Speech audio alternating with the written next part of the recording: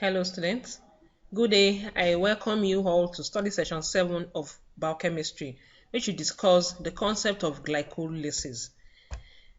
In study session 6, you have been introduced to the metabolism of carbohydrates, and another aspect of metabolism of carbohydrate that is of paramount importance in our daily life is glycolysis.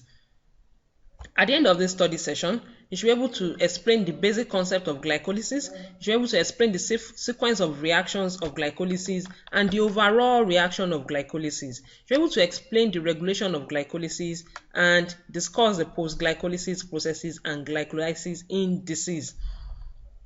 Basic concept of glycolysis. Glycolysis is the metabolic pathway that converts glucose into pyruvate. The free energy released in this process is used to form the high energy compounds ATP and NADH, that is reduced nicotinamide adenine dinucleotide. Glycolysis is a determined sequence of 10 enzyme catalyzed reactions. Glycolysis occurs with variations in nearly all organisms, both aerobic and anaerobic. The wide occurrence of glycolysis indicates that it is one of the most ancient known metabolic pathways. The entire glycolysis pathway can be separated in two phases. We can have the preparatory phase, in which ATP is consumed and is hence also known as the investment phase, and we can also have the payoff phase, in which ATP is produced.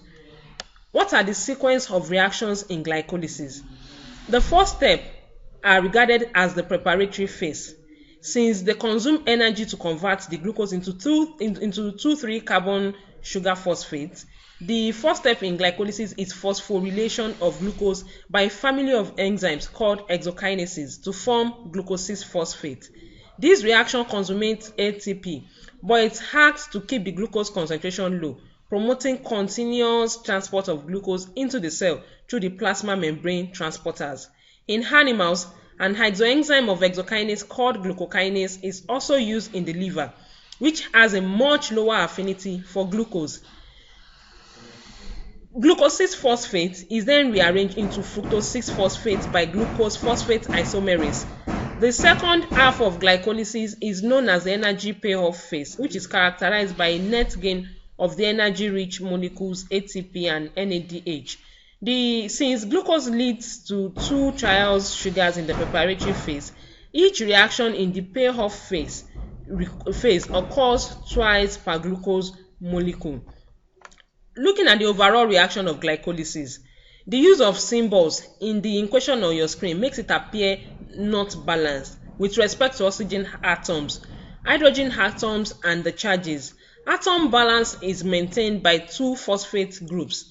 Each exists in the form of a hydrogen phosphate anion dissociating to contribute to hydrogen ion. Overall, each liberates an oxygen atom when it binds to an adenosine diphosphate molecule, contributing to oxygen overall. Charges are balanced by the difference between the ADP and the ATP. For simple fermentations, the metabolism of 1 molecule of glucose to 2 molecules of pyruvate has a net yield of 2 molecules of ATP, and most cells then carry out further reactions to repair the used NADH and produce a final product of ethanol or lactic acid. Many bacteria use inorganic compounds as hydrogen acceptors to regenerate the NAD+. Cells performing aerobic respiration will synthesize much more ATP, but not as part of glycolysis. These further aerobic reactions use pyruvate and NADH from glycolysis. How is glycolysis regulated? Glycolysis is regulated by slowing down or speeding up certain steps in glycolysis pathway. This is accomplished by inhibiting or activating the enzymes that are involved. The steps that are regulated may be determined by calculating the change in free energy for each step. If a step's products and reactants are in equilibrium, then the step is assumed not to be regulated. The change in free energy for each step in the glycolysis pathway can be calculated using the formula on your screen, where the Q is the reaction quotient.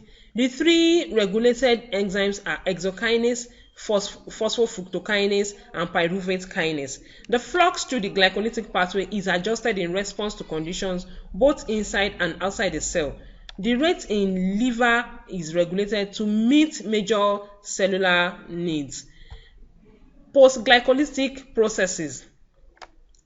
If glycolysis were to continue indefinitely, all of the NAD+ will be used up and glycolysis will stop. To allow glycolysis to continue, organisms must be able to oxidize NADH back to NAD+. How this is performed depends on which external electron acceptor is available. Let's look at glycolysis in diseases.